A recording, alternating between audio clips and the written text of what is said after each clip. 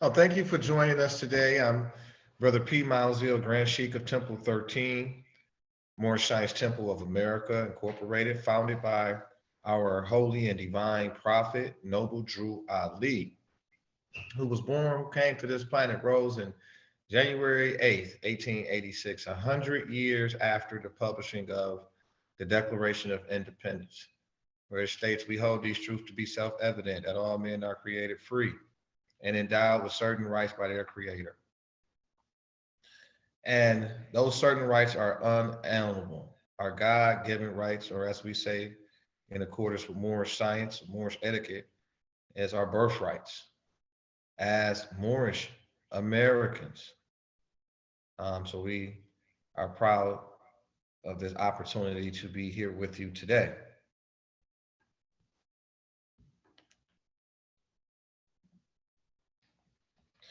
And so we're just asking for a few moments as we will start in about 5 minutes our Divine Sunday School.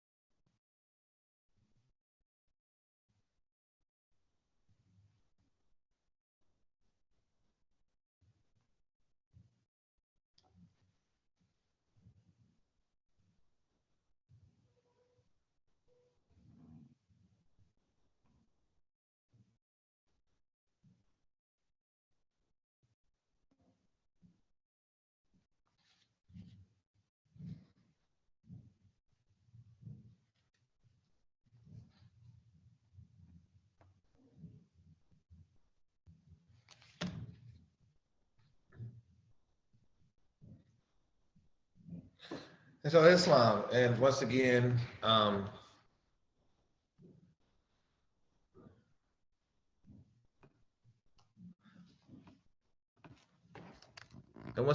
Brother P. Miles Ill, Grand Sheik and Divine Minister for Temple number 13 here in the city of Pontiac, Oakland County. Downtown Oakland County at 53.5 West Huron Street, Pontiac, Michigan, 48342, Suite 215. We established here, this great divine movement established here to continue to do the work of our noble and divine prophet, Noble Drew Ali, to do our part in uplifting fallen humanity amongst the Asiatics of North America, now labeled Negro, colored folks, Black people, African Americans, so forth and so on, and amongst the nations of the earth. We're here to render this humanitarian effort in teaching our divine principles, the universal principles of love, truth, peace, freedom, and justice, supporting our free national constitution, which was made for all free national beings. And so I'm honored and I'm proud to be with you in this divine time cycle, in this era of time, to discuss and discern through the resolutions to the cares of the world, to discuss salvation that is starts within, just solution-based thought process towards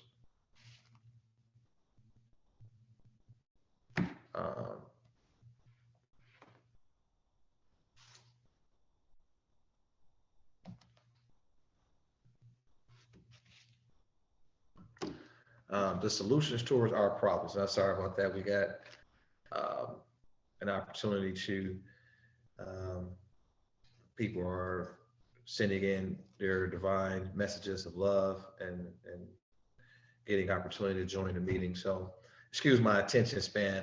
But now I'll move into our opening phase of our Divine Sunday Schools as we continue to um, wait for some of our um,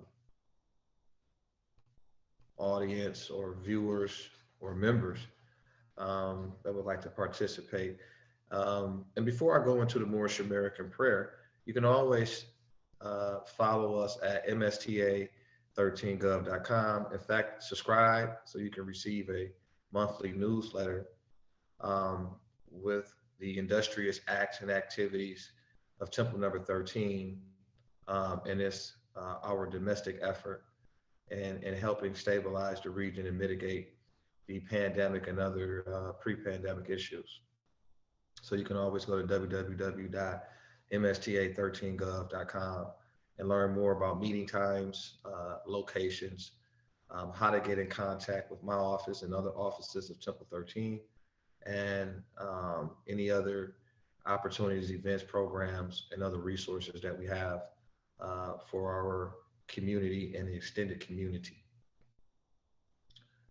But at this time, I would like to ask all of our audience and all of the Moorish Americans to join me in this opportunity to start this sacred and divine meeting with our Moorish American prayer.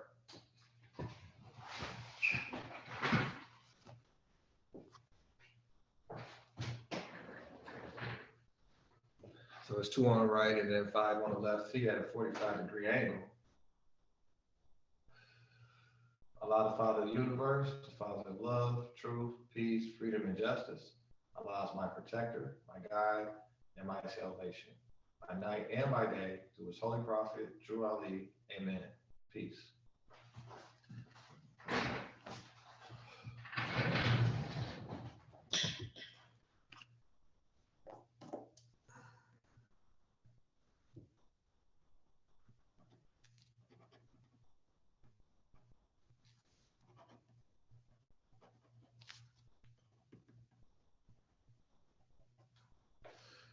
And so now, in accordance with our divine law, we'll have a reading of the law.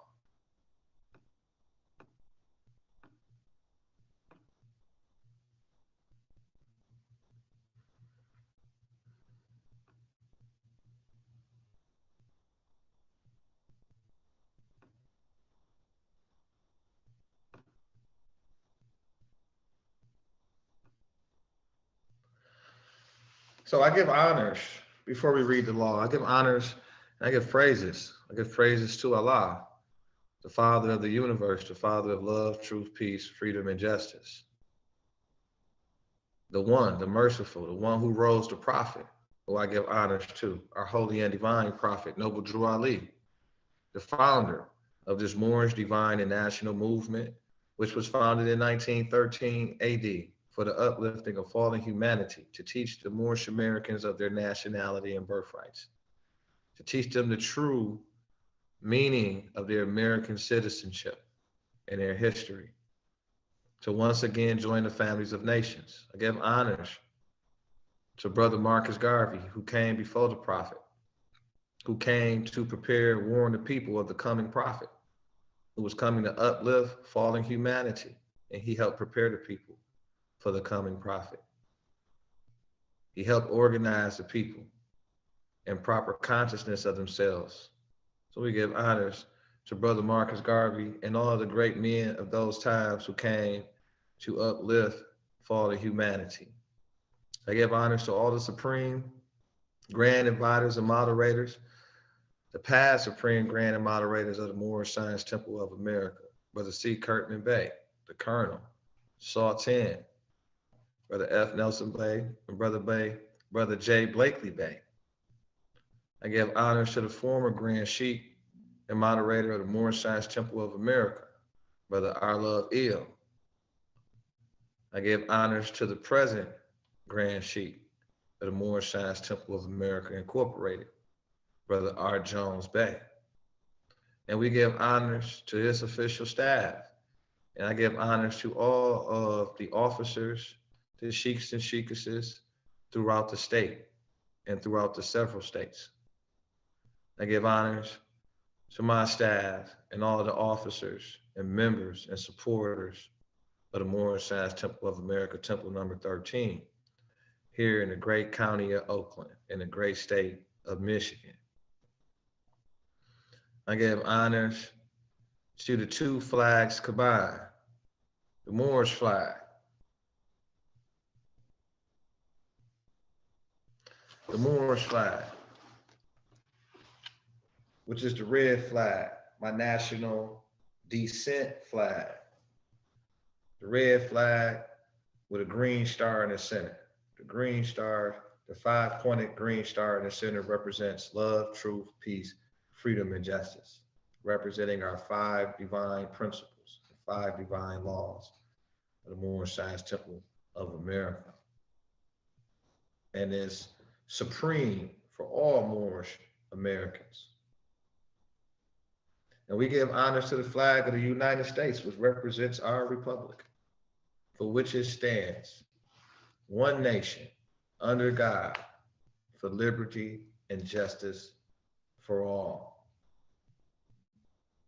The Old Glory, which represent all of those fascinating divine principles,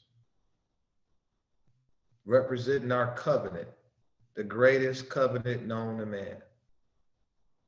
The relationships between our forefathers, the relationship between nations founded on these principles. The United States of America was founded on these principles. We hold these truths to be self-evident. The United States flag is flown to represent justice, law, and order, because the Constitution was adopted in 1787 and ratified in 1789.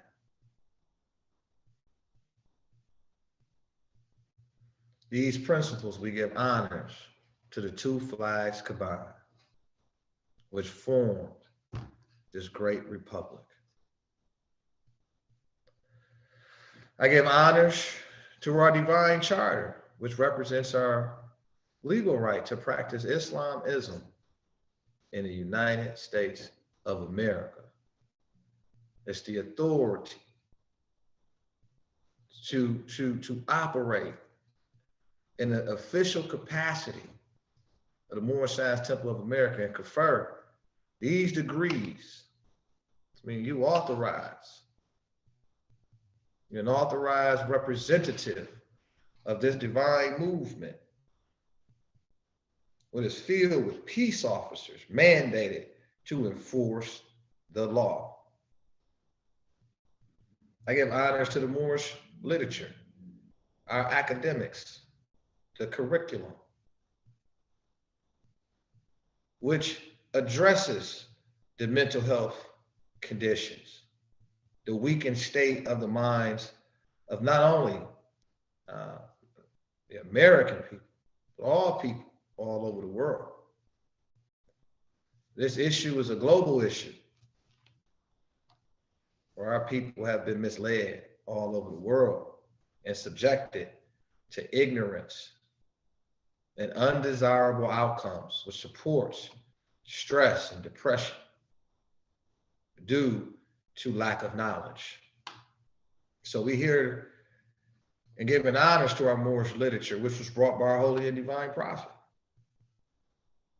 to help develop our abilities to help another in this great conflict of humanity. So I give honors in conjunction Islam. I give honors in addition to our Moorish herbs, teas, and compounds, which allows us to heal our body, and the knowledge of Mother Nature, so we can know how to utilize herbs, teas, and compounds, the purpose which keeps us balanced, keeps us holistic, keeps us healthy, keeps us enriched. I give honors to our forefathers and our foremothers, to the great patriarchs and matriarchs of the Moorish, divine, and national movement. My great grandfather, Brother G. Cook Bey, the first Mufti in the United States of America. And to his wife, my great grandmother, Sister M. Maya Islam. Think about my other grandmother, Sister M.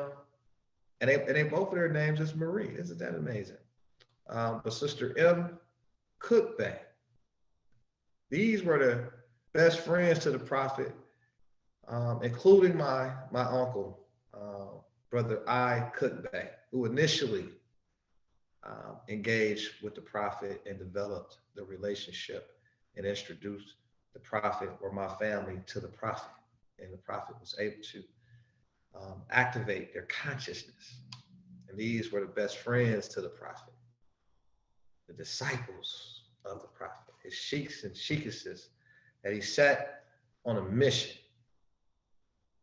And they went out to go uplift all of humanity, building back the nation building, developing temples, developing families, developing understandings all over the United States.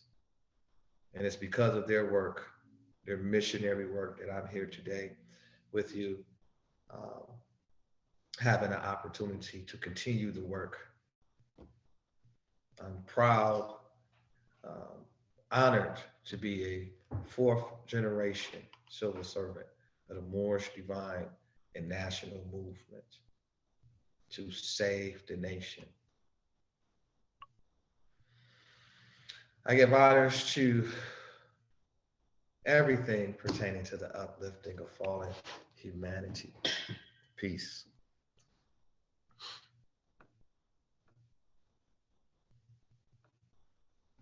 In accordance with law, I'll now read the divine constitution and bylaws. Salvation, our God, unity. The Moorish Science Temple of America, the divine constitution and bylaws. Act 1. The Grand Sheikh and the chairman of the Moorish Science Temple of America is empowered to make law and enforce laws with the assistance of the Prophet and the grand body of the Moorish Science Temple of America. The assistant Grand Sheikh is to assist the Grand Sheikh in all affairs if he lives according to love, truth, peace, freedom, and justice, and it is known before the members of the Moorish Science Temple of America. Act 2. All meetings are to be open and closed promptly according to the Circle 7. And love, truth, peace, freedom, and justice. Friday is our holy day of rest because on a Friday, the first man was formed in flesh. And on a Friday, the first man departed out of flesh and ascended unto his Father God, Allah. For that cause, Friday is the holy day for all Muslims all over the world. Act 3. Love, truth, peace, freedom, and justice must be proclaimed and practiced by all members of the Moorish Science Temple of America.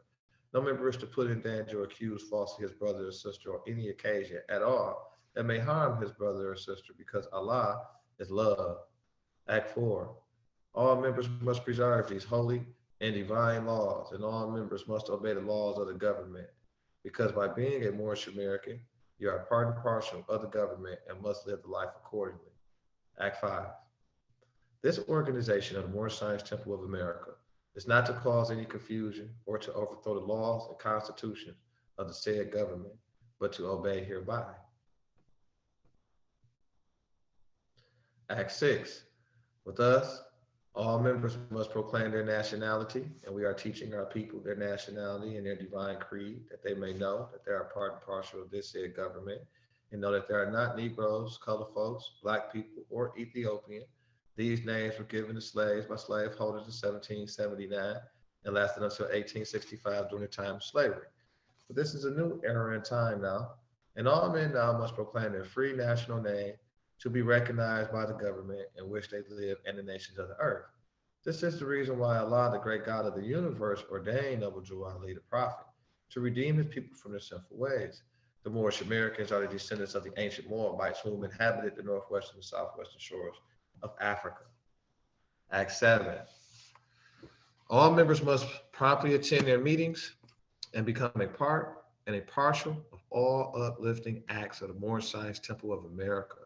Members must pay their dues and keep in line with all necessities of the Moorish Science Temple of America. Then you are entitled to the name of faithful. Husband, you must support your wife and children. Wife, you must obey your husband, take care of your children, and look after the duties of your household. Sons and daughters must obey father and mother and be industrious and become a part of the uplifting of fallen humanity.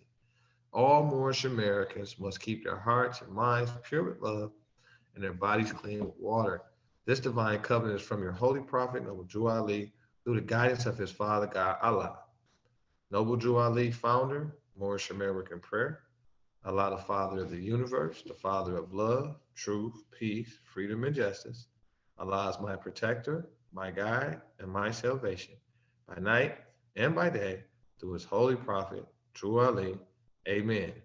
The Moorish Science Temple of America, Home Office, 2905 Fifth Street, Southeast Washington, D.C., 20032. Peace. And I'll continue the reading of the law.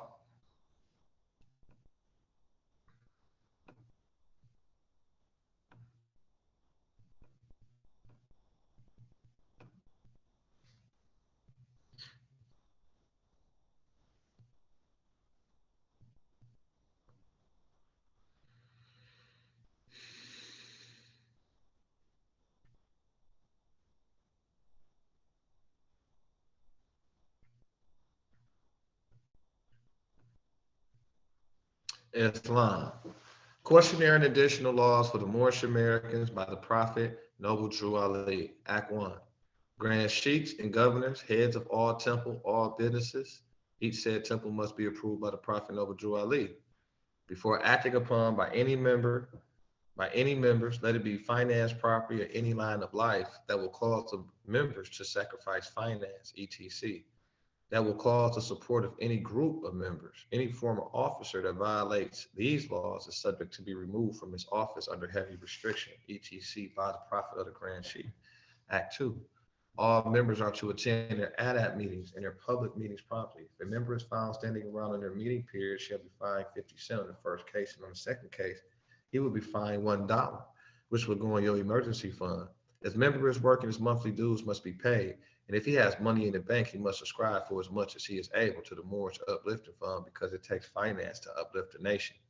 Act 3.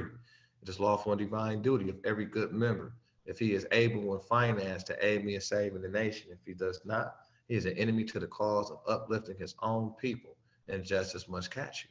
Let it be he or she according to love, truth, peace, freedom, and justice, as I have the power invested in my hands, and I will have to enforce the law in order to save the nation. Act 4.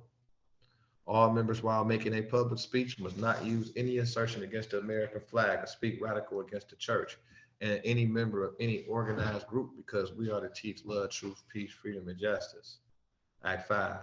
All members must properly attend their meetings and send their children to Sunday school, and the teacher must confirm himself to the questionnaire, and let every member exercise his five senses who is able to do so, because out from your Sunday school comes the guidance of the nation. Act 6. With us, all members must proclaim their nationality, and we are teaching our people their nationality and their divine creed, that they may know that they are not, that they may know that they are part and partial of this said government, and know that they are not Negroes, colored folks, black people, or Ethiopians, because these names were given to slaves by slaveholders in 1779 and lasted until 1865 during the time of slavery. But this is a new era in time now, and all men now must proclaim a free national name to be recognized by the government in which they live and the nations of the earth. This is the reason why Allah, the great God of the universe, ordained Noble Drew Ali, the prophet, to redeem his people from their sinful ways. The Moorish Americans are the descendants of the ancient Moabites whom inhabited the northwestern and southwestern shores of Africa. Act 7. All members, all members must promptly attend their meetings and become a part and a partial of all uplifting acts of the Moorish Science Temple. Members must pay their dues and keep in line with all necessities of the Moorish Science Temple. Then you are entitled to the name of faithful. Husband, you must support your wife and children. Wife, you must obey your husband, take care of your children, and look after the duties of your household. Sons and daughters must obey father and mother and be industrious and become a part of the uplifting of fallen humanity. All Moorish Americans must keep their hearts and minds pure with love and their bodies clean with water. This divine covenant is from your holy prophet, Abu Ali, through the guidance of his Father God. Allah. Peace.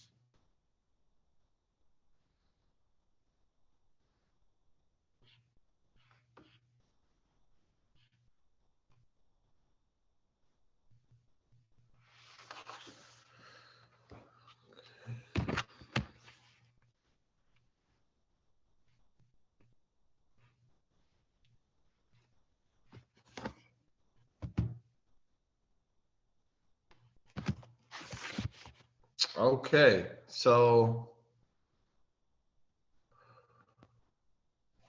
all right. And so now we'll have, at this point, at this part in the opening, in accordance with the laws and customs here at temple number 13,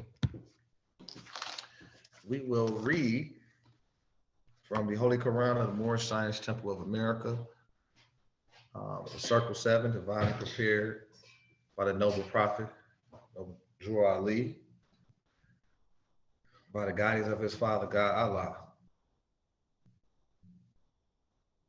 to raise us back to the highest plane of spirit life with thy Father God Allah.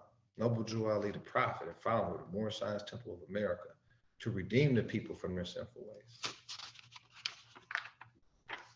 The divine instructions from the Holy Prophet. And we recognize at this point on page 2 the Sultan Abdul Aziz Ibn Saud, the descendant of Hagar, now the head of the holy city of Mecca.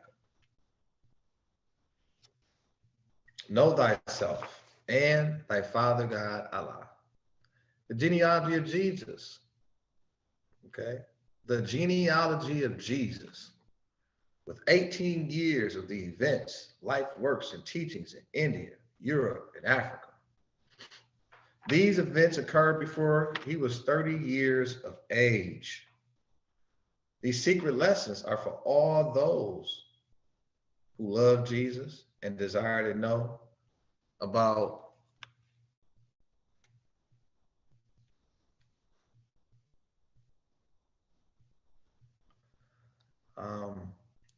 these secret lessons are for all those who love Jesus and desire to know about his life, works, and teachings. Dear readers, do not falsely use these lessons. They are for good, peace, and happiness for all those that love Jesus. Dear mothers, teach these lessons to your little ones that they may learn to love instead of hate. Dear fathers, by these lessons you can set your house in order, and your children will learn to love instead of to hate. The lessons of this pamphlet are not for sale, but for the sake of humanity, as I am a prophet, and the servant is worthy of his hire. You can receive this pamphlet at expense. The reasons these lessons have not been known is because the Muslims of India, Egypt, and Palestine had these secrets and kept them back from the outside world. And when the time appointed by Allah, they loosened the keys and freed these secrets.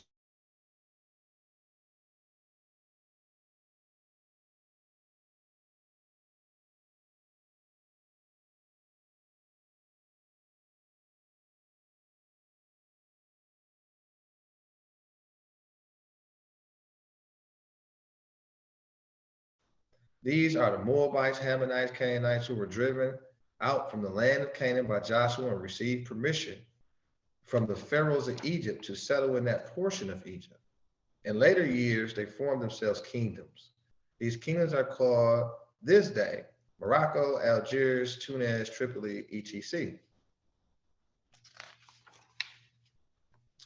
And peace. And to continue on with the customs and laws, I intend to read from chapter 12 of our Holy Quran of the Moorish Science Temple of America that was divinely prepared by Noble Drew Ali the Prophet. And this book, as you just heard, was published in 1927.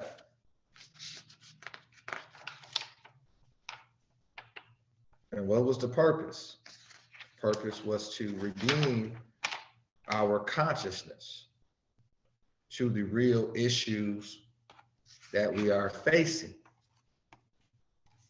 and the solutions to the issues. So we observe page 19 of the Divine Instructions from the Holy Prophet, chapter 12, entitled, Jesus Teaches the Common People at a Spring, tells them how to obtain eternal happiness. And so this is to help continue to address the mental health crisis amongst our people throughout the several states and throughout the world. We got to get back jump started.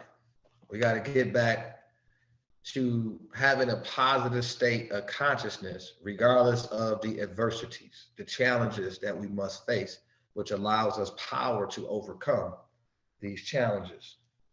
So Jesus comes to give a message, and it states, in silent meditation, Jesus sat beside a flowing spring.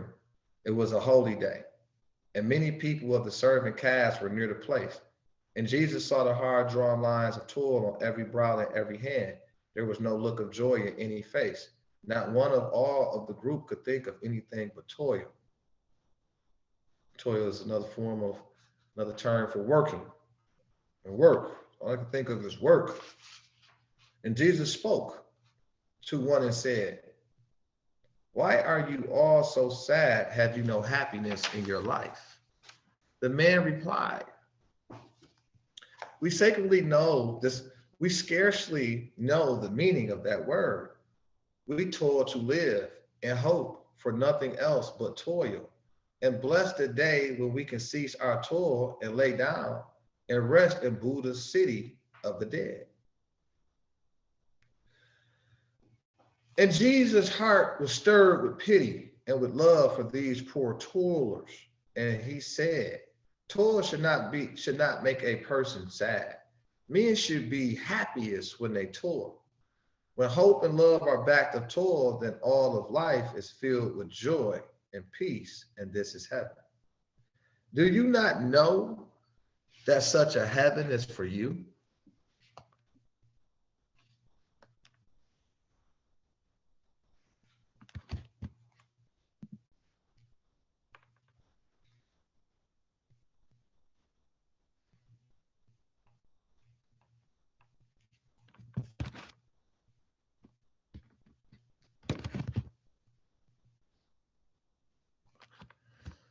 And Jesus was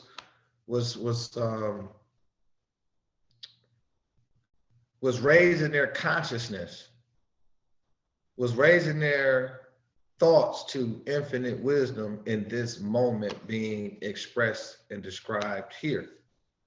And I'll pick back up at Divine Instruction 7.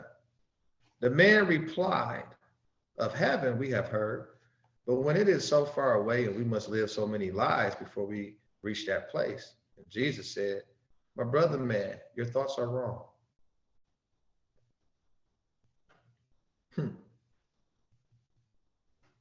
My brother man, your thoughts are wrong. Your heaven is not far away. It is not a place of metes and bounds. It is not a country to be reached. It is a state of mind. It is a state of mind. Allah never made a heaven for man. He never made a hell. We are creators. We make our own. Now cease to seek for a heaven. Now cease to seek for heaven in the sky. Just open up the windows of your heart, and like a flood of light, a heaven will come and bring boundless joy. Then the toil will be no cruel task. So what is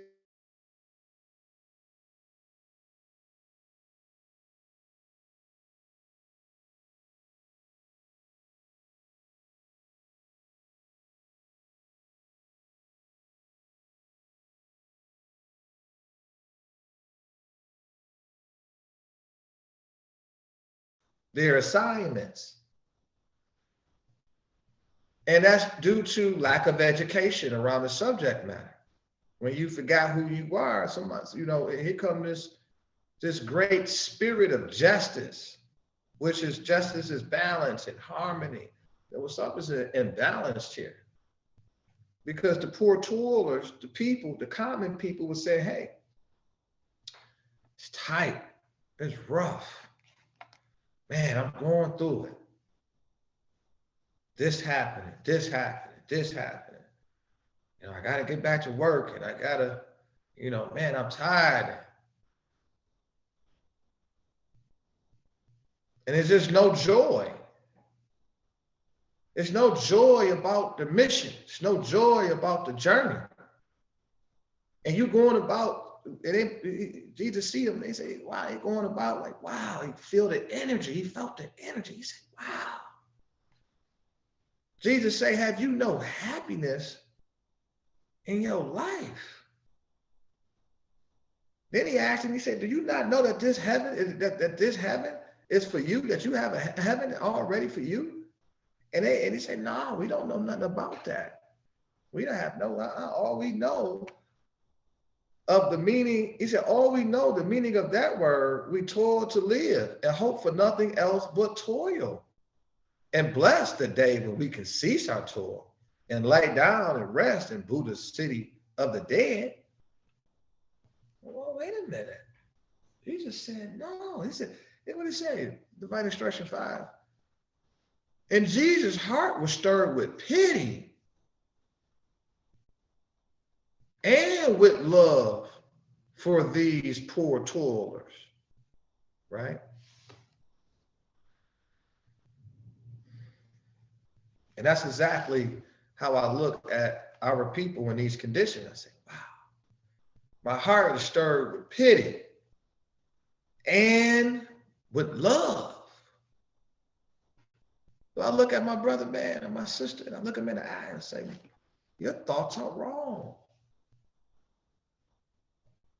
This heaven, this happiness, no, it's not in the sky.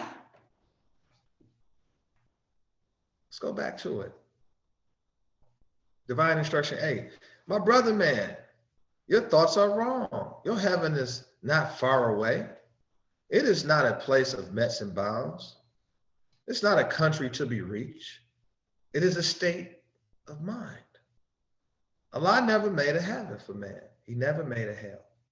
We are creators. We make our own. Now cease to seek for a heaven in the sky.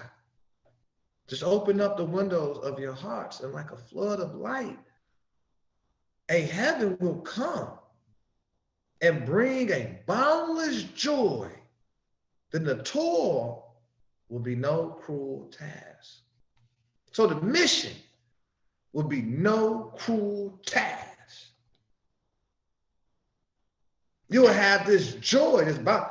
Now I'm ready to go. You wake up ready. Go to sleep ready.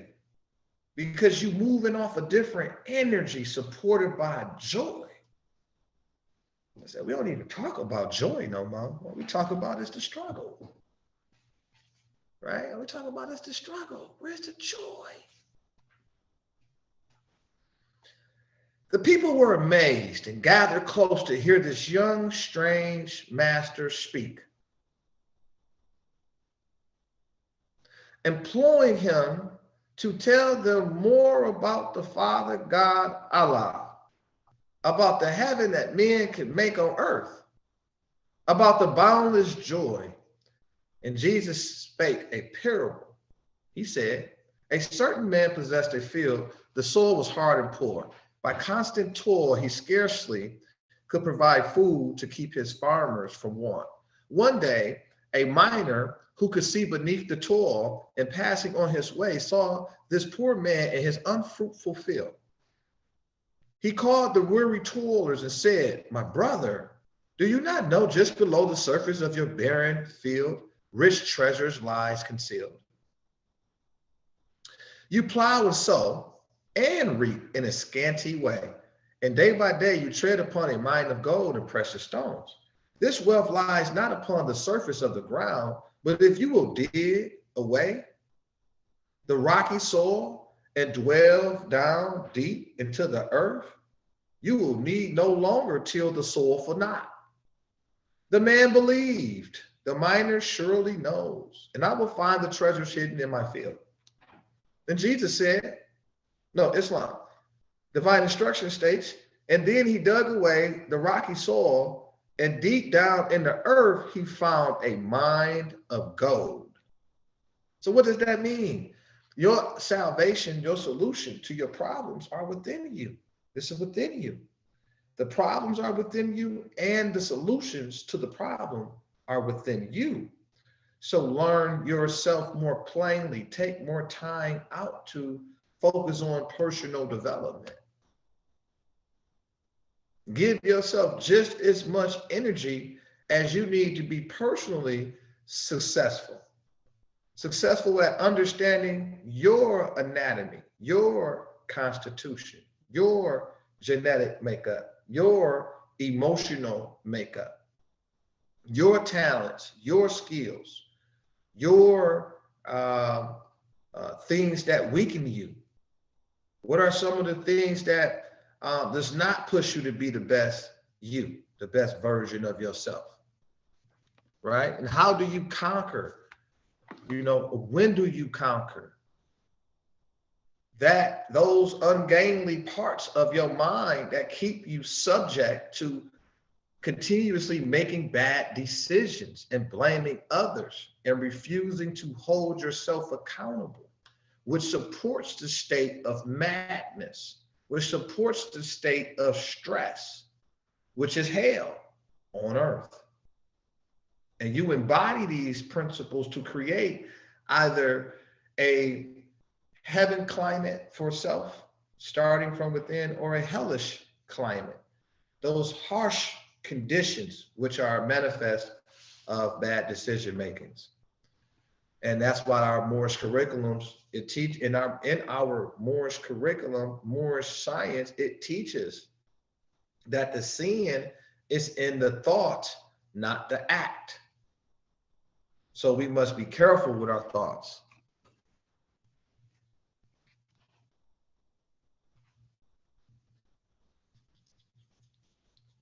In that reality, I'll continue on here. Going back to Jesus. And Jesus said, the sons of men are toiling hard on desert plains and burning sands and rocky soils, and are doing what their fathers did, not dreaming that they can do aught else. Meaning what? You're not subjected to, man, I'm born in this family. You know, our family structures might not be as enriched as we would like it to be. It might not embody all of the success stories that you would like it to embody, because you've been exposed to what society wants you to see to shape your personalities and perceptions, to shape your your perceptions of how things are supposed to be. And that's looking external. And that's why it always falls on deaf ears. It always amounts to nothingness and illusion, because it starts within. If you feel as if you don't have the success story, then you become that success story. It starts with you and it ends with you. What ends with you? Whatever you don't like. You go out there and you fix your problems. You have great ability. You have an abundance of it to fix your issues. What you don't like, you can create and you can recreate. That's why our prophet teaches us that mandates that we understand that we are not for destruction. We're for peace and happiness, truth. So Jesus is revealing this information to the common people. He's delivering this message and saying, hey, it's Islam. The sons of men are toiling on hard and desert plains and burning sands and rocky soils, are doing what their fathers did, not dreaming they can do aught else. Well, let it start with you. If your family didn't secure the mansions that you would like to live in and secure the wealth that you would like to have been exposed to and experienced, well, hey, it starts with you and it ends with you. Let the wealth roll in now because you're aware now. You have the information now. Divine instruction 22. Behold, a master comes and tells of the hidden wealth, that underneath the rocky soil of cardinal things are treasures that no man can count, that in the heart the richest gems abounds, that he who wills may open the door and find them all. And then the people said, make known to us the way that we may find the wealth that lies within the heart. And Jesus opened up the way. The toiler saw another side of life, and toil became a joy. And this is one of the secrets of success. These are the secrets of success. Because, you know, in order for one to achieve his or her objectives, they have to be prepared to do that. They have to see that the work that they're doing is a great work, right? That's why a lot of times when I went to college, you had those college success classes that prepare you to be successful in college.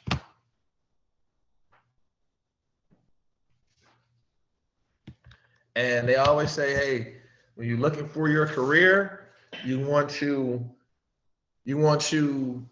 make sure your passions are involved here, because if it's just if it's not something that aligns with who you are, that's why it's important to study who you are. Because if it's something that doesn't align with who you are and your principles and your passions and your visions, then it's going to be something that's not a career. It's going to be a job. It's going to be something that you're going to be upset about, right? We're not, have any joy about, oh, I got to go to work. Man, I got to go to work today, man. Dang, I don't want to, and I'm going, you're not excited. It's hard to move up in an organization without the right attitude, without the right energy. It's hard to advance yourself. It's be quite difficult to advance or to accomplish if you're not embodying the right concepts, perceptions behind what you're doing, what you're into. So that chapter helps the reader identify more plainly with self and self's objectives, its conditions for which it's operating under. And then all of a sudden you got a viable workforce, you got a viable organization, you got a viable mind, you have the energy you need to overachieve. Because you're made aware of the great work that you're here to do. Our prophet teaches us that our power is to do good. Say, don't want to do good. That's your power to do good. Go out, do good. Go do good for yourselves. Go do good for your country. Go do good for your community. Go do good for your business. Go do good. Get out there. Go do some good in this world. It's about you. It's about your legacy. Know thyself and thy Father God, Allah. Here, you've been returned back your rights of sovereignty, your rights of self-sufficiency, your rights to be able to function on your own merit, standing on principles. We breed men and women. We breed kings and queens. We breed upright, independent, and fearless American citizens.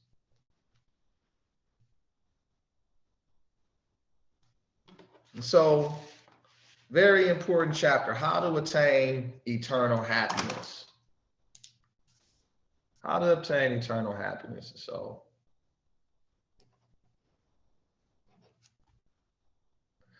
I'm also the secretary for the time being as well. I want to make sure I make a record of that. So we'll carry on here. And we'll go through some Sunday school material for our viewers today. Once again, thank you. Make sure you continue to follow us and subscribe to MSTA13gov.com. That's MSTA13gov.com to follow us in our movements, the uplifting and industrious acts of Temple 13. Every Sunday and Friday, we have our religious public meeting to address the several issues that allows us to continue to build our country in the right direction.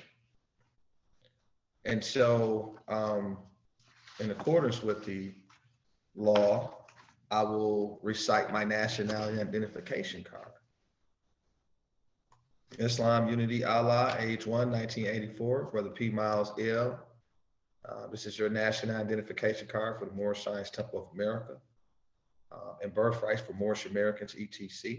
We honor all divine prophets, Jesus, Muhammad, Buddha, and Confucius. May the blessings of the God of our Father Allah be upon you that carry this card. I do hereby declare that you are a Muslim under the divine laws of the Holy Quran of Mecca. Love, truth, peace, freedom, and justice. I am a citizen of the USA, Noble Jew Ali, the Prophet. Home office, 2905 5th Street, Southeast Washington, D.C., 20032. Peace. Peace. And I'll just kind of go over here for the audience.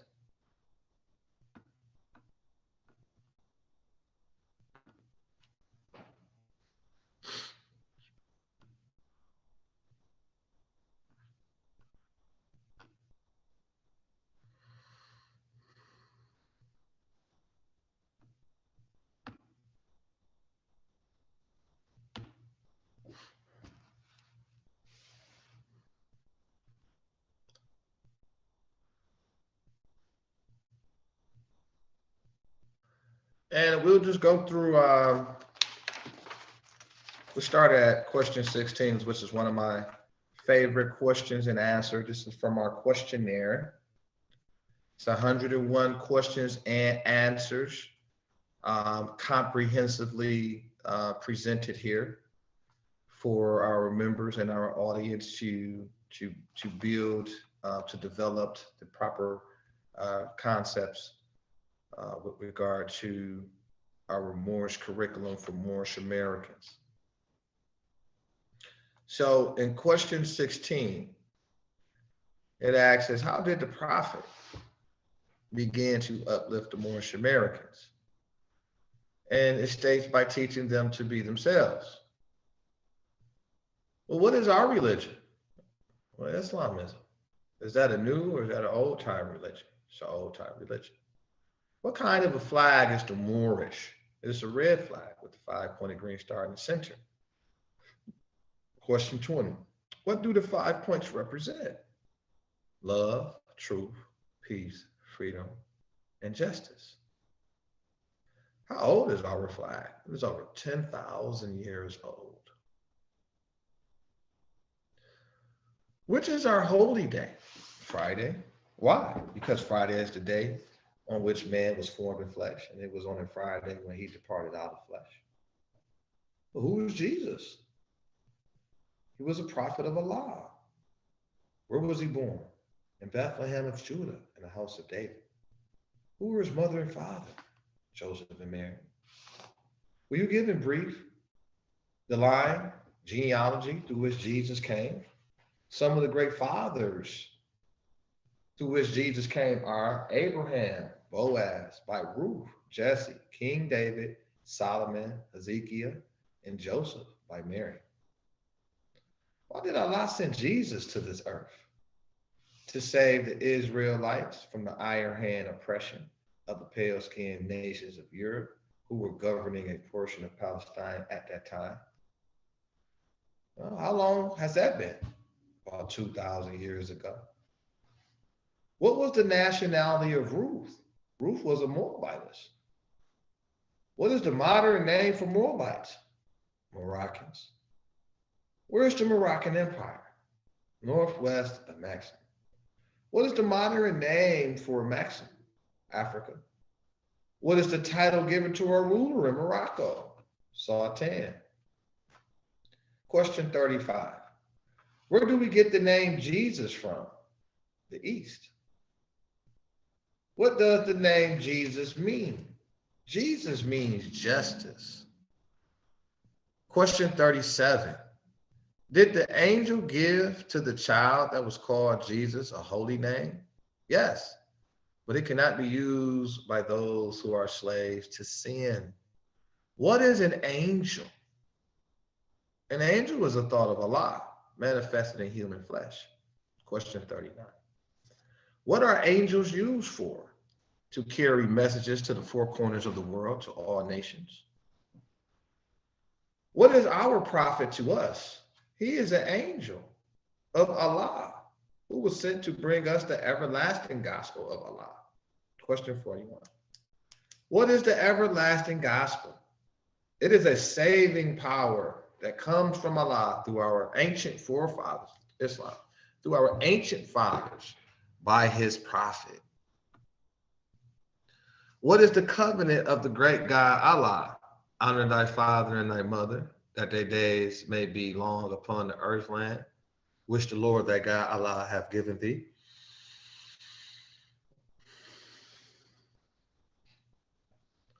Question 43. At what age did Jesus begin to teach? At the age of 12. Where did he teach? India, Africa, and Europe. How long did he teach? 18 years. What did Jesus say that would make you free? Truth. What is truth? Truth is all. What is all? All is Allah. Question 49. Can truth change? Truth cannot change or pass away. What other name do we give to truth? Holy breath. What have you to say about holy breath? All we can say, it is great, it is good, it was, it is, and evermore to be. At what place on earth was the physical part of man formed? In the Garden of Eden. Where is the Garden of Eden? In the land of Canaan in the city of Mecca. What is the modern name for the Garden of Eden? Mecca. Question 55. What is the name of the first physical man? His name cannot be used only by the executive rulers of the AC, of the MSTA. What are the words of AC of the MSTA? Adab Chamber of the Moorish Science Temple of America, third heaven. 57. Who were Adam and Eve? They are the mothers and fathers of the human family, Asiatic and Muslims. Where did they go? They went into Asia. What is the modern name given to their children, Asiatics? Oh, sorry about that. That was a little fast. Question 59. What is the modern name given to their children, Asiatics? Question 60. Who is guarding the holy city of Mecca today to keep the unbelievers away? Angels. What is the modern name for those angels? Asiatics. Question 62. What is the shade of their skin? Olive. Question 63. Are the Moorish Americans any relation to those angels? Yes. We all have the same father and mother. Question 64. Give 5 names that are given to the descendants of Adam and Eve. Lucifer, Satan, devil, dragon, and beast. What is the devil sometimes called? The lower self. Well, how many selves are there? 2. Name them. Higher self and lower self. What people represent the higher self? The angels who protect the holy city of Mecca. Question 69. What people represent the lower self? Those who were cast out of the holy city and those who accepted their teachings.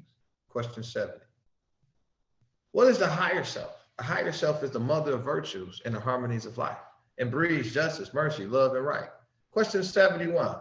Can the higher self pass away? No. Why? Because it is Allah in man. What does the lower self breed? Hatred, slander, lewdness, murder, theft, and everything that harms.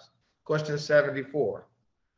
What did the higher self say to the lower self at one time when he met him? Where are you going, Satan? Question 75. What was the answer that the lower self gave to the higher self? I am going to and fro the earth seeking whom I may devour.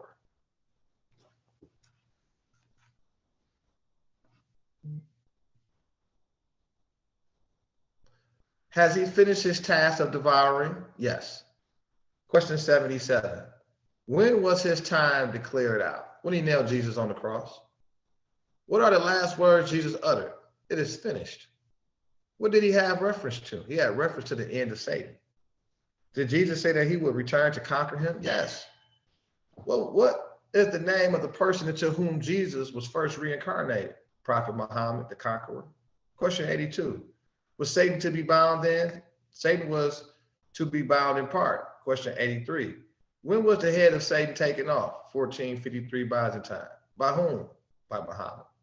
85. Name some of the marks that were put upon the Moors of Northwest by the European nations in 1774. Negro, black, colored, and Ethiopian. Question 86. Negro, a name given to a river in West Africa by Moors because it contains black water. Question 87. What is meant by the word black? Black, according to science, means death. Question 88. What does the word color mean? Color means anything that has been painted, stained, varnished, or dyed. Question 89. What does Ethiopian mean? Ethiopia means something dividing. Question 90. Can a man be a Negro, black, color, or Ethiopian? No. Why? Because man is made in the image and after the likeness of God Allah. Question 92. What title does Satan give himself? God. Question 93. Will you define the word white? White means purity. Purity means God, and God means ruler of the land. Question 94. To whom do we refer to at times as the great God? Allah. Is the devil made in the image and likeness of Allah? No, he is a shadow of our lower self and will pass away. Who made the devil? Elohim. Who is Elohim? Elohim is the seven created spirits that created everything that ever was, is, and evermore to be. What is Elohim sometimes called? The seven eyes of Allah. How many days are in the circle? 7 days. How many days are in creation? 7 days. According to science, how many days are in a year? 7 days. Peace. So make sure y'all leave in the comments your questions, if any positive add-on commentary you would like, information you would like to dispense, please leave it in the commentary. We surely appreciate that. So that concludes our examination and observation of for question 16 and 101 of our questionnaire studies. And so moving right along, I just want to continue to encourage everybody to visit us at MSTA13gov.com. That's MSTA13gov.com. We appreciate you all today for joining us here in this Divine Sunday School. And our officers has been excused today due to the issues of the pandemic. It's causing a lot of disruption. But we still want to be able to carry on the mission, carry on the meeting, right? Because it's on us, it's on our shoulders to ensure that we continue to dispense the information and continue to practice and preserve our holy and divine laws. It's all about culture. And we possess a divine culture which is unique like none other. And it's on full display through the Moorish Science Temple of America. So we headed towards the closing here. And we'll go right into our Holy Quran studies. And we'll continue to address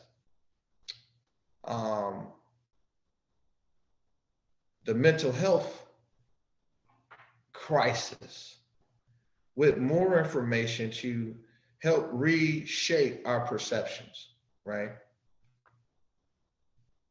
Because one thing I discovered is more plainly is the term commitment. It's a term commitment.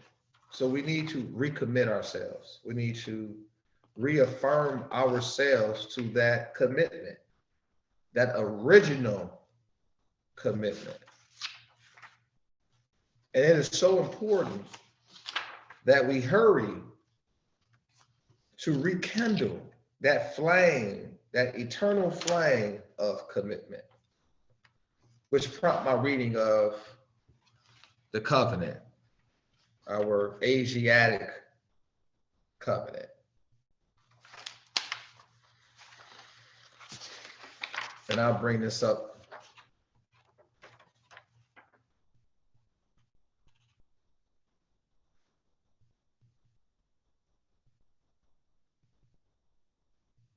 And that's on page 35 of our Holy Quran. And in this chapter 10, 20, 24, on page 35. And it's entitled A Holy Covenant of the Asiatic Nation. So I want everybody, I want the viewers to really embrace and embody commitment, because that's what it's all about when it's talking about success and self-improvement and nation building and leadership and improving the quality of life, saving the nation. Because in order for people like myself to rise to the occasion, step up, say, hey, I'm going to fight. I'm going to stand for truth and justice for these principles. I'm going to carry out the law. That's showing commitment. That's a representation of the commitment. The commitment to discharge my divine duties that I agreed to do. I embrace, like the toilers, the poor toilers. They didn't understand how to embrace before Jesus raised their consciousness to infinite wisdom, right? Then they could see the joy in what they're doing. They could see the joy in the task. They could see the joy in the commitment. Because we talked about that Friday night Holy Day meeting, and it's tough for people to, go through that 7-day cycle of grit and grind, and then you got the great meeting at 7:30 to 9:30 after a tough 5-day rotation at the workplace, family business, community business, whatever the case may be. And then you got to show up and to your meetings and to practice and build and elevate yourself, right? And it's a struggle for some or most, right? Because it's like, it's so easy to be like, nah, I'm tired. I'm gonna go to bed. I got something else to do that aligns with your, ego, your what you really want to do. And so it can easily come in the distractions, the excuses. But when you really are, about exercising that fidelity, that sacred fidelity, that shows the universal order that you're serious. And that you recognize that you're just plain blessed because you're showing commitment. There's no success story without commitment. There's no progress without commitment. There's no failure without commitment, because you got to commit to failing. You got to commit to the practices that lead to failing, those bad habits that lead to the undesirable results that one sees. So we got to get back. We have to recommit ourselves to the covenant. That's why it's so important to know this information is so important to these institutions, the Moorish institutions are so important to be here, because our people don't know. So, well, who are our people? The millions of so-called Negroes, the millions of colored folks, the so-called colored folks, the millions of so-called Black people, the so-called Black struggle. It only exists because we either don't know or refuse to recommit to our holy and covenant that's passed down from our ancient ancestors. in this order, this written will, this express trust. We call it express trust. What does that mean? Well, everything is fully expressed. You be in full disclose of the intent and purpose of this Moorish divine and national movement. Why? So you can say, so you can't, to eliminate, to eradicate the ignorance, right? The misfortunes of ignorance, or the fortunes from ignorance for some. To pretend, meaning ignorance means what? Lack of knowledge. So now they can't say that since 1913. Who can't say that? The so-called Negro. Why? Because they've been full disclosed for the record. It's been documented of the disclosure. It's been full disclosed by who? By Noble Drew Ali the Prophet. By Noble Drew Ali the Prophet. It's been full disclosed. Say, hey, you're not Negro, black, and color. These names were given to slaves by slaveholders in 1779 and lasted until 1865 during the time of slavery. But this is a new era in time now. And all men now must proclaim their free national name to be recognized in the government in which you live and the nations of the earth. So wherever you go to go do business, the constitutional law, you got to proclaim your nationality.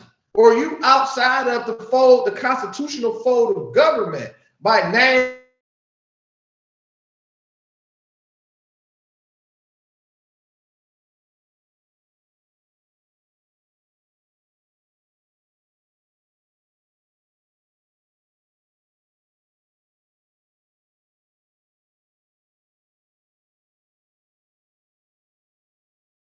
Moroccan Empire is the first nation to recognize the independence of the United States on American soil because of the adoption of the Constitution, which came after the signing of the treaty agreement, the Peace and Friendship Treaty Agreement between Morocco and the United States in 1787, which secured the issuing of the American Constitution.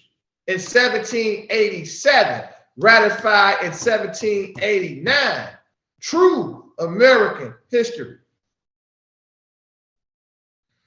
The United States, the peoples of the United States, the collective, we had to organize. We brought organization back in order to transition from colonies to states. So a series of measures had to be employed. The Articles of Association, the organization between states, the Articles of Confederation, the advancement from that, then the Declaration of Independence of 1776, then the Peace Treaty of 1787, then the Constitution, which binded all of that, inclusive of the Bill of Rights, which came back and ultimately provided more security. There was an order. The Bill of Rights is an order. It's a mandate against all representative government in the several states and throughout the world. And so in order to make the transition to full statehood, nationhood, you had to adopt these principles into the common law, which was the divine law, God, family, nation. And those all true American citizens know this, know that our Constitution for the United States is in fact a divine covenant to protect the divine people. The First Amendment declares, Congress shall make no law respecting an establishment of religion or prohibiting the free exercise thereof.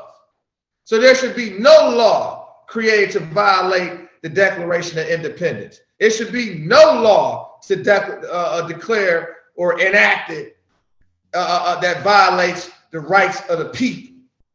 We hold these truths to be self-evident. All men are created free and equal to die with certain rights by their creator. That's why nationality is so important, because nationality is personality. And you adopt these faculties and features from your forefathers and foremothers. That's why the prophet teaches us to what? Recommit. To recommit and worship and study and flourish under your divine fig tree.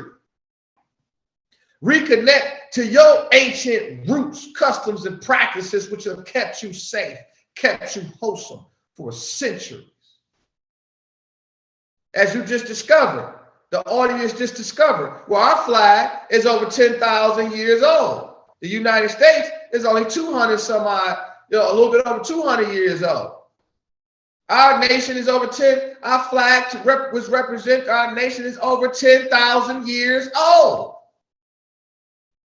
I said it's over 10,000 years old. The Constitution was issued in 1787. You go to the nationalarchives.gov and you see December 1st, 1789, the letter from George Washington to the Sultan of Morocco. And as you just discovered in the questionnaire and the 101 questions and answers, what it states the following. What title do we give to our ruler in Morocco? Well, Sultan. We established the kingdoms that you know today as kingdoms: Morocco, Algiers, Tunis, Tripoli, etc. The Moors were invaded there. The Moroccans were the original people, as they say today, the indigenous people. The indigenous people. Well, who is that? Black Negro, the so-called Black Negro the color. We addressing that here at the Moorish Temple of Mary. We addressing that issue. There ain't but one issue with us. It's not but one issue: political issue, national issue, scientific issue, religious. It's but one issue, which is nationality. Nationality is the fact of a person belonging to a particular nation. A nation is dealing with nativity. Who is your mother? Who birthed you? Where do you come from? There's a registry of the human family. There's a covenant with all of the human family. That's why I'm Brother P. Miles L. Not here, not now, but always and everywhere. Yes, I'm Prince Ravanna Miles L. Yes, I'm a royal heir. But you got to move and be trained and develop with the proper etiquette, not just to know it, but to behave. Your behavior determines your citizenship capacity, your status. Your behavior, your actions, which is established through your thoughts. So we're here to reconstruct the mind. And that's not hard to do because we're dealing with the truth. The truth cannot change or pass away. The truth cannot be altered. The truth, it is what it is. It's the holy breath. That's the truth. These names were given to slaveholders, by slaveholders in 1779. The Moors were stripped of their nationality the year that the Declaration of Independence was wrote. 1774, in accordance with the Moorish curriculum, are divine instructions from the Holy Prophet. In chapter 47, it teaches us that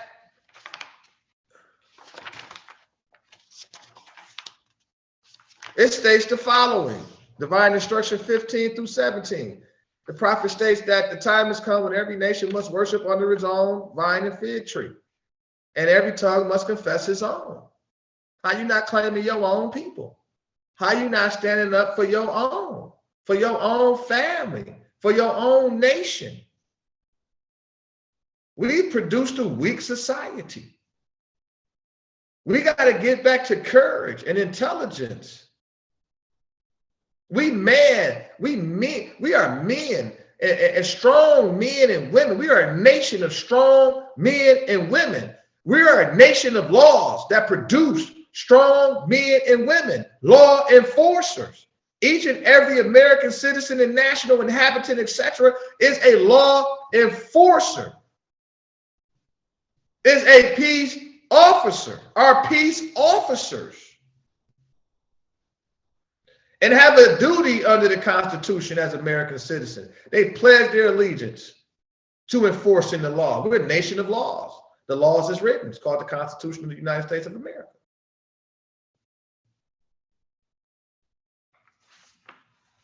You got to claim your own. You got to go build your own back up. That's your job. That's your duty. And nobody's going to come here and do your job. Nobody's coming here to save you. We're teaching you and arming you with the maxims of truth so you may have the ability, because you already have that ability. We're here to help you develop that ability, the consciousness of your ability, and the consciousness how to use your ability to do good for yourselves and your families. That's why I say, husband, you must support your wife and children. Wife, you must obey your husband, take care of your children, and look after the duties of your household. Then we go straight into the duties of a husband. You're not the slave of my wife is not a slave to my passions, but she's a companion. She's my companion on this mission. The law come through her. My job was to make her aware of herself. My job, my duty was to make her aware of her constitution, her divine constitution of self, so she can understand her faculties and the operations of herself, so she can see the glory of God at work from within. And then spiritually, she give it to my children. Because it all happens from here. It's all happening from a spiritual plane, manifest over into the physical. We being unaware. We was in unawareness. It was in a state of unconsciousness, not having access to the information. The prophet himself was the technology that was conformed by the great God Allah to come down here to deliver a message, to raise a nation from the dead. It's called civil liber mortuus in Latin, in law, meaning dead in the eyes of the law. Why? They refuse to honor their mothers and fathers. They refuse to proclaim their nationality. They refuse to worship under their own vine and fig tree. And for that, this happened. Divine Instruction 16. It states that, the prophet states that through sin and disobedience, every nation has suffered slavery due to the fact that they honor not the creed and principles of their forefathers. That is why the nationality of the Moors was taken away. So what does nationality mean? Nationality is the fact of a person belonging to a nation. So wait a minute. So because the Moors refuse to honor, right? They say to honor the creed and principles of their forefathers. This is the reason the nationality of the Moors was taken away. And it said that is why the nationality of the Moors was taken away from them in 1774, and the word Negro, black, and color was given to the Asiatics of America who were of Moorish descent, because they honored not the principles of their mother and father and strayed after the gods of Europe, of whom they knew nothing. So it's like you see it all the time as a parent, right? Your child get of age, or they think they have age consciously, and they go, I'm tired of you, and they rebel, and they leave, they do whatever they. And as a result, what happens? What happens? 99% of the time, what happens? They strip themselves of their nationality. What does nationality mean? Right? Nationality, according to law, Black's Law Dictionary, is not only the fact of a person belonging to a particular nation, but it determines the individual's political status in reference, especially in reference to allegiance, while domicile determines the individual's civil status. And your domicile is your permanent residence. And where you domicile that is at North America in a republic form of government, meaning that it's a constitution that protects the rights of the people. So that makes you an American. You're in America. So where are you born? Are you in America? Well, that makes you an American. We're an American, not just because we're born here, but we're in America. We're Americans because of our bloodline. I'm an American due to the fact of my bloodline. I'm indigenous. That's what American means. Indigenous, Aboriginal, Webster's Dictionary, 1913, 1923, 1965, 1921, Webster's Unabridged Dictionary, American. Any other copy. And so we have to know American history. If you know real, true American history, you know that you have a duty. You have a duty to stand up in defense of the Constitution. It's nothing else like it. Our constitutional laws protects the rights and freedoms and liberties of each and every one of you. But without a nationality, without recognizing the honor of your mothers and fathers who made it possible for you to be here, standing on these kinds of, standing on freedom, standing on love, truth, peace, freedom, and justice, standing on these principles. America is the father of freedoms. And when we fail to recognize those principles, what happens? Let's see here. Through sin and disobedience, failure to commit. What caused the sin? Disobedience. So you disobeyed the law, the covenant. So you're not committed to your commitment, to your duty. Well, that's a sin. What happens? Well, every nation has suffered slavery. All you ever hear in communities like Pontiac is slavery, black man, slavery, black man, black woman, black people, colored people, slavery, civil rights. That's all the education ever points to. That's all the curriculum ever gives us. Slavery, slavery, black people, slavery. Well, according to the Moorish curriculum, according to the divine instruction from the Holy Prophet, through sin and disobedience, every nation has suffered slavery due to the fact that they honor not the creed and principles of their forefathers. That is why the nationality of the Moors was taken away from them during the time that the Declaration of Independence was being written and constructed and founded on these principles I'm discussing right now. Oh, y'all refuse to honor your mother? Y'all refuse to obey the law? What does that look like in the 21st century? Okay, here's what it looked like. Now you dying the most from everything, from every bite. And it's really you dying from thought. Remember, the sin happens here. It's not in the act. So you must not know yourself to consume yourself with poisonous substances. It's a biological, it's a bio warfare that's going on.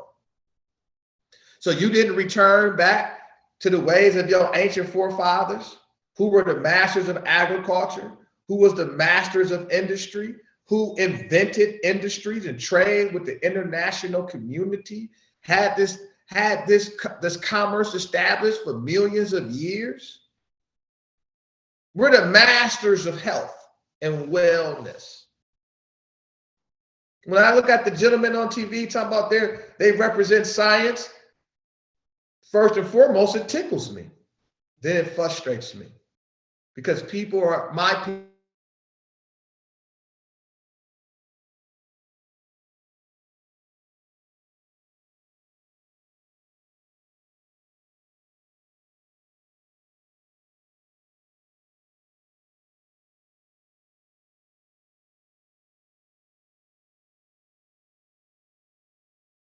You must know.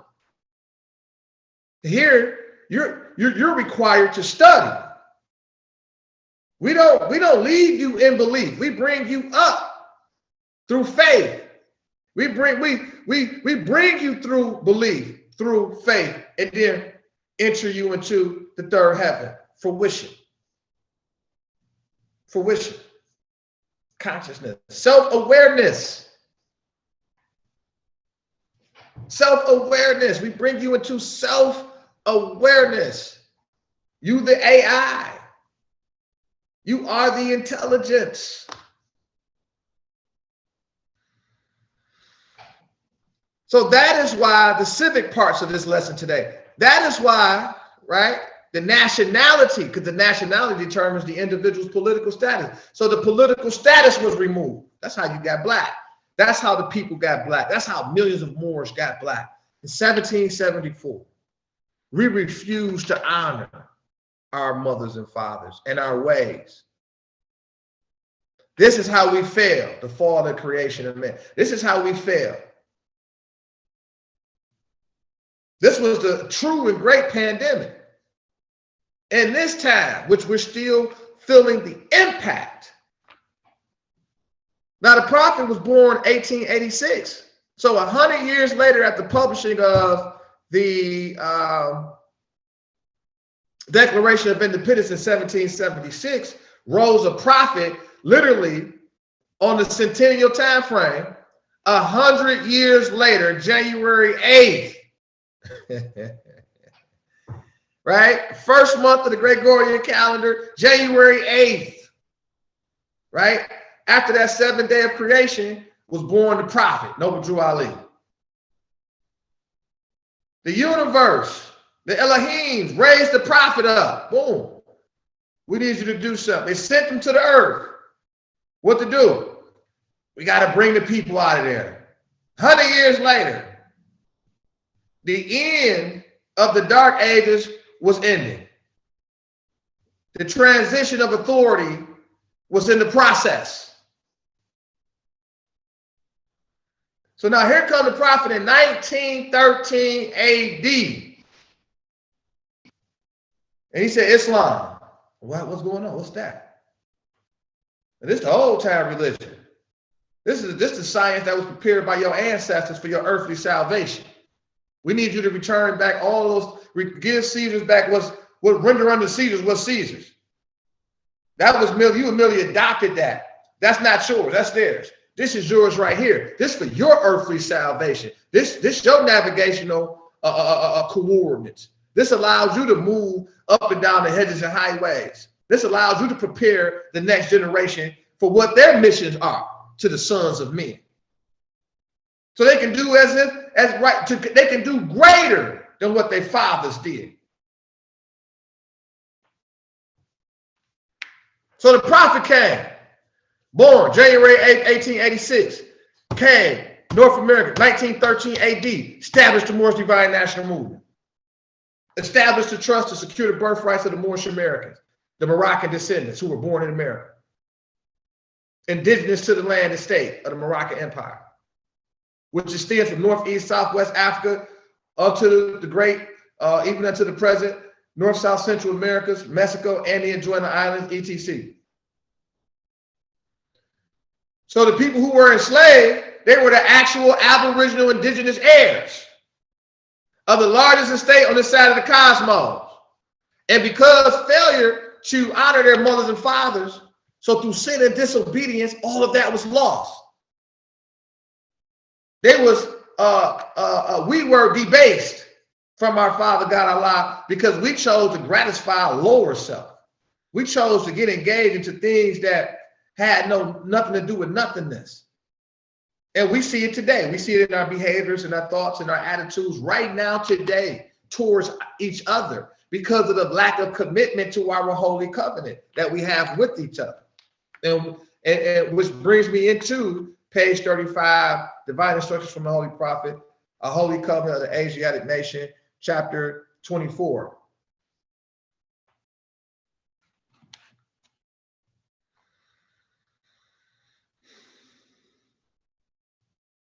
Ye are the children of one father, provided for by his care, and the breast of one mother have given ye suck. Let the bonds of affection therefore unite thee with thy brothers, and peace and happiness may dwell in thy father's house. And when ye separate in the world, remember the relations that bindeth you to love and unity, and prefer not a stranger before thy own blood. If thy brother is in adversity, assist him. If thy sister is in trouble, forsake her not. So shall the fortunes of thy father contribute to the support of his whole race, and his cares be continued to you all, and your love to each other. We got to recommit. to our covenant from our forefathers. The commitment is the blessings. The commitment is the security to the blessings. We have to recommit ourselves. We have to relearn. We have to reaffirm. We have to re-engage. We have to reattach. We have to re-enfranchise to our principles.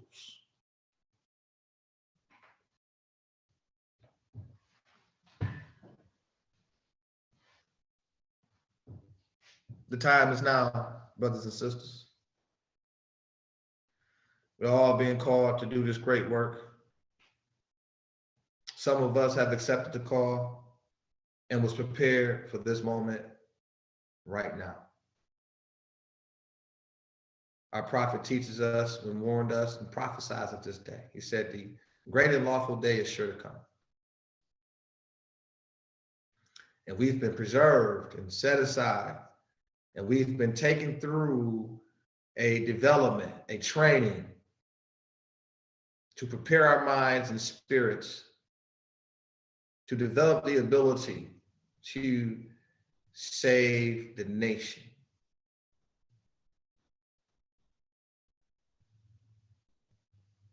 And so you must answer the call to my fellow Moorish Americans and to all true Americans. The call has been made to you. We're calling on you to stand in defense, to join us in this great demonstration of love, truth, peace, freedom, and justice. We must continue to do this missionary work and resurrecting the consciousness of our brothers and sisters, and show them the value of their fidelity that they must execute on, they must embrace, because we're the cause of our own unhappiness, our own undesired results, our own misfortunes, our own difficulties. You hold the keys to your destiny. It's not no one else's fault. All nations have suffered slavery. Yes, we feel the impact of slavery, but everyone's feeling the impact of enslaving each other. It's a mental health crisis. And as our prophet stated in writing, I come to free you from mental slavery. So we got to end the things that supports that. We got to end the thoughts that sustains those harsh conditions of reality. We do better in thought, you get better results from action. The more we project out positivity and the positive energy, the more that we receive that in return. And that oxygenates the body, meaning that you have more energy to heal, to sustain the improvement of yourself, the constant and perpetual improvement. But we must, at a point, embrace the truth. Only way to receive these blessings from truth is to embrace the truth. Don't run from the truth. Don't hide from the truth, because there's nowhere to hide. There's nowhere to run. As you just learned, it is what it is. It's the holy breath. The truth is breathing. It is what it is, and what it ever more to be. So let's return back. Come on back home and here with your brothers and sisters, and let's go out to the world and continue to heal the world, continue to be the nation of healing, the nation of healing. So we want to continue to call on our brothers and sisters and all Americans to stand in defense, to enforce the constitutional law. That is your divine rights as citizens, to enforce the law. We are a nation of laws. It was founded on law. And we need to recommit to the law and order. And that's the way that we solve our issues, because it's already been solved. The answer has already been given. And that's love. You have received the answer and the question and the answer. And the answer is you. You are the answer to your problems. You are the answers to your successes. You're the answer.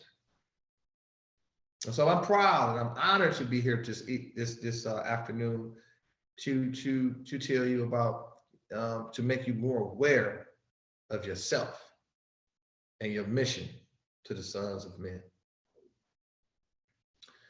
At this time, I'll lower the meeting.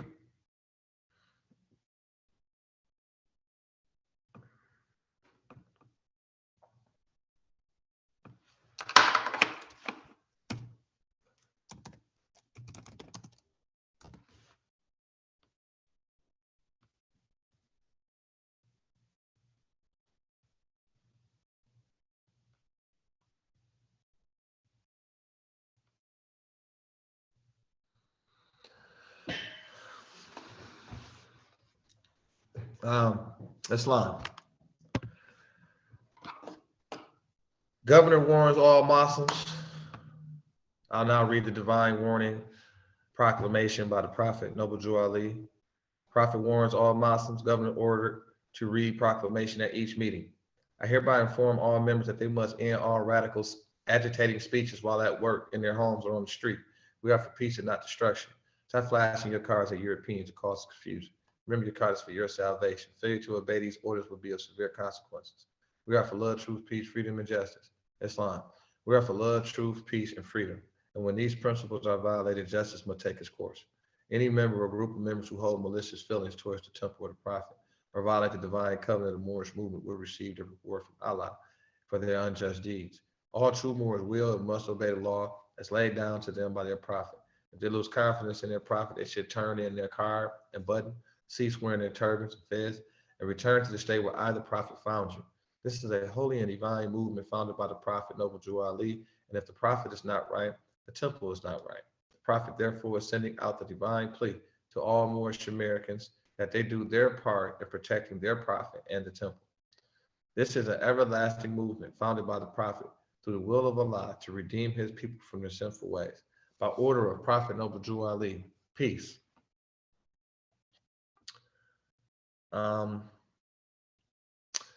That officially allures our divine meeting for today and our Sunday school portion of the meeting. I do pray that, and I do know, because I'm also a practitioner, Moorish practitioner. So I do know the benefits of the curriculum.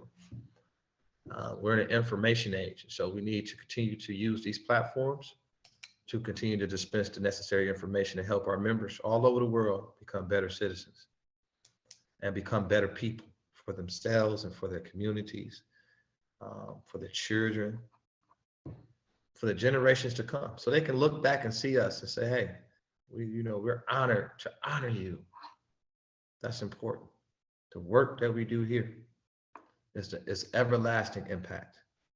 And so go out and be fruitful, go out and be active, go out fearless and independent, but move about with intelligence first. Use kindness and be graceful. And all that can be achieved simply what Jesus just taught us. Got to reverse the way that we see the world, that we see ourselves. You got to see yourself beautiful. You got to see yourself intelligent. You have to see yourself as a royal, as a divine heir. You have to see yourself as an American. You have to have vision, and you have to nurture that vision. We all have vision. We all are on a mission.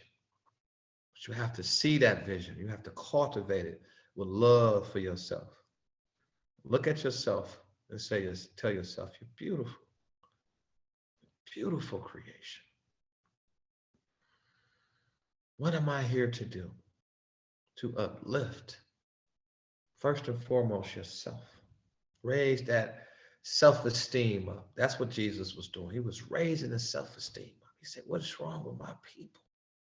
God, give me the strength to raise their self-esteem up.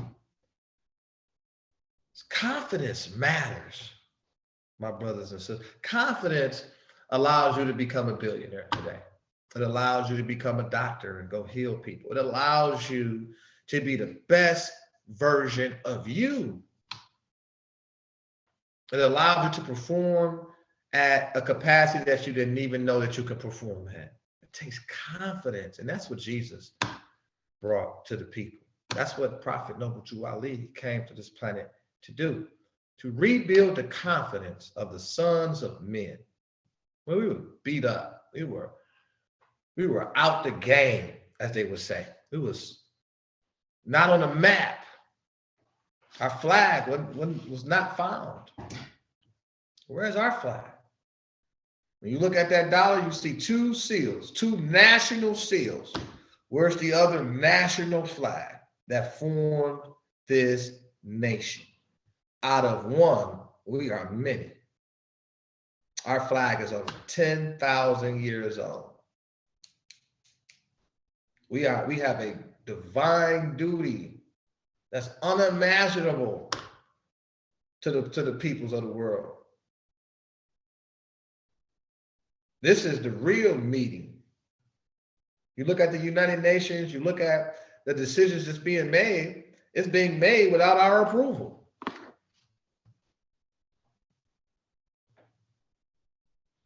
How's all this activity going on without our approval? Because of the lack of engagement, the lack of activity. A lot of our people are still stripped of their nationality because the lack of information would dictate your ability to move forward under these national principles. The capacity to understand your powers and duties as an American, your authority as an American. That Constitution protects the sacred rights of every single American and our allies. America is the father of freedoms. We are a defender of freedoms. And freedoms, to protect it, is everybody's job. It's everybody's job. If one person is oppressed, just throw it out the window. And so thank you if you all want to contribute to the Moorish Uplifting Acts here at Temple 13. I am the Grand Sheik here, and I am on the scene. Just ran former candidate for Pontiac City Council. We ran a phenomenal race in the 2021 local election. There was a lot of discrepancies around there, but we overcame each and every challenge. It was some other challenges that, was pretty tough to overcome, and we're still fighting to overcome those discrepancies. But for the nature of continuously always promoting positivity, we did a great job. Our team that was constructed, we didn't have the purse that was necessary, but we had the energy and we had the truth on our side. And it reflected at the polls. We won at the polls. We lost in absentee ballot votes. Now we're headed out fighting for continues to work as we litigate the discrepancies that happened in the local election. We're continuing to move forward, and focused on county commissioner for District 10. We want to take our talents to the county level, our expertise to that capacity here to help recover Oakland and enforce our constitutional laws in this great republic. It's not a democracy. It's not. It's a republic. Article 4, Section 4. And so we're a nation of laws, and I'm grounded in law and order and the rule of law, a constitutional law. And so we have to push back against the ignorance that's being deployed against the people within not just the Moorish American community, but in all communities. And so this is our bid to take action into defending the rights, liberties, and freedoms against all this de facto governance that's been taking place under the democratic regimes in small communities like Pontiac, where we've been suffering under murderous conditions, Holocaustic-like conditions for decades now. And so it's time to fight at the county level and hold Pontiac leaderships accountable to their unjust policies, which is ruining not only the lives of Americans at the city of Pontiac, but also throughout the county, and it's weakening the infrastructure of our nation. And so I'm here to build a better and stronger community with the help of cross-sector leadership to accomplish our objectives here, to stabilize the entire region, to make sure that we have the infrastructure in place to be resilient, and to be poised and primed for true American comeback, not only from the pandemic, but from the unconstitutional mandates and policies that has murdered my people here in the city of Pontiac. And so I'll be continuously pushing that campaign at voteprince.org. That's voteprince.org. And if the people, the audience here, want to support this divine movement, you can support Temple 13 and its domestic work at MSTA13gov.com. It's MSTA13gov.com, MSTA13gov.com. If you want to support myself in this run to help save our country, to help save this nation, to restore truth, justice, peace, love, and freedom, then you want to go to voteprince.org and you want to support via contribution, volunteering. Those two things are at the forefront at right now. We need to raise, anywhere, from our projections, we believe that we need to raise, in order to overcome this machine, this democratic machine in Pontiac, we need to raise nearly 60 grand. So we asking all of our fellow Americans, friends, families, sympathizers to, donate $5 to $10 to subscribe for as much as you was able to the uplifting activities of myself, Prince Miles L. And we're fighting hard. We've been fighting for over going on 10 years now for parental rights and pushing back against policies that undermines the authority of parents, the ability to make decisions concerning their children's future, their curriculums, their education, their ability to make decisions concerning policies, not being in a room, not being engaged, being actually disenfranchised. And then they're obviously promoting opposite of that, saying they need parent engagement, which in fact that they're actually benefiting from parents not actually being engaged. So when they have active and engaging parents, they I have seen very, very unfavorable conditions and experience those favorable conditions and treatments. So I know exactly how school districts and staff and administrations attack parents every single day, especially fathers, I have an 18-year-old son, 13-year-old son, 2-year-old son. So I've been through this already for 18 years. I have an 18-year-old son, and I've been fighting for 18 years, not just 10, but 18 years to protect my liberties, freedoms as a parent.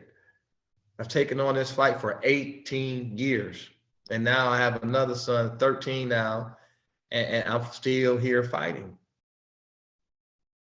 against a democratic regime that produces policies that is unconstitutional. You don't have any authority to undermine or overthrow the Constitution of the United States of America. And that's what's been going on in cities like Pontiac, democratic cities like Pontiac. And it took for President Trump to come and be elected by the people, the American people, and stood on love, truth, peace, freedom, and justice, and told the truth and made it clear what's going on to our nation. We've all been under attack from foreign influence, foreign nations. It infiltrated our entire system of governance and at our expense. So it appears that it's racism. It was supposed to appear as racism, and it's not. It's actually, there's no racism. It's only one human family. It's only one human race.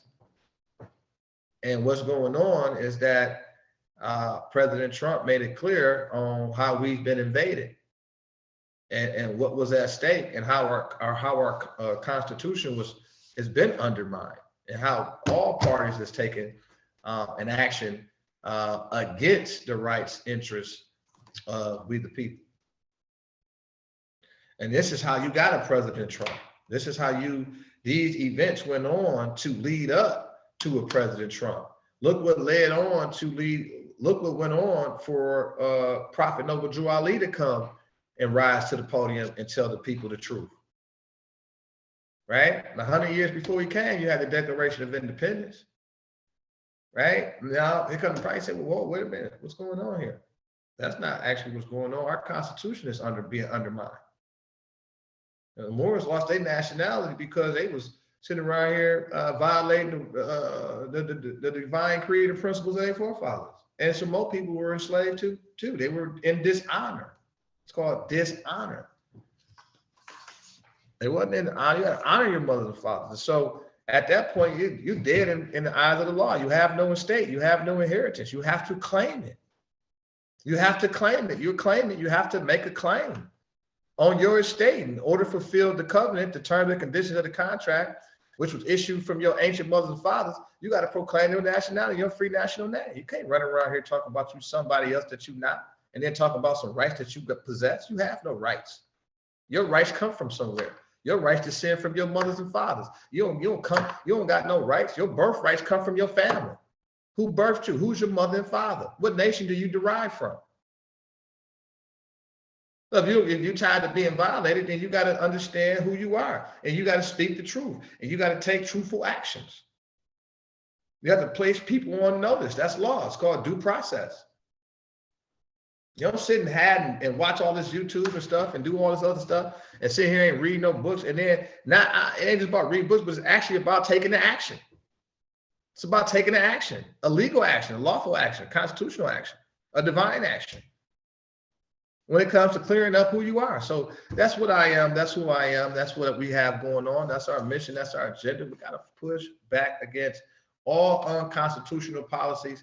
Be willing to check them through law and intelligence, and be willing to challenge it in a court of law. And I'm willing to do all of those things because we got to end the mass murdering of our youth, the high rate of juvenile delinquency, the dropouts, the failing. It's just unbelievable, the massacre that still is going on under the same policies right now.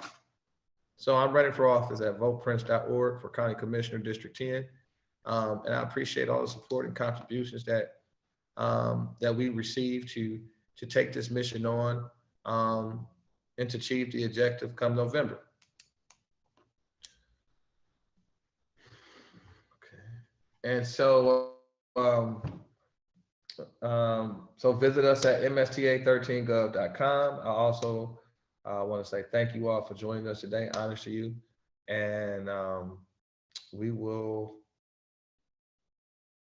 set aside the reading of the minutes from tonight so I can prepare those minutes after reviewing the film and get this information published on the books. And we'll be prepared to read it at the next divine meeting. As you know, we're going through a lot of difficult times in our country. It's kind of slowing down processes, but nevertheless, it will get done. And that smile represents that I'm happy and joyful that you joined us today, and I truly appreciate it. And I pray that the audience learned something here and that they can use to fix and improve their conditions. And now at this time, I'll say prayer and we'll close out. All that who want to join may. It's 2 on the right, 5 on the left. I'm going to have your position here, hand position, heart level and you just want to relax. You want to face the east where the all light rises and it sets in the west, and you want to have your heels at a 45-degree angle. Allow the Father of the universe, the Father of love, truth, peace, freedom, and justice. Allow my protector, my guide, and my salvation, by night and by day, through his holy prophet, Drew Ali. Amen. Peace. Once again, I'm Brother P. Miles Dill, Grand Sheik of Temple 13, More Science Temple of America, here at Pontiac, Oakland County, Michigan. Thank you so much for joining us.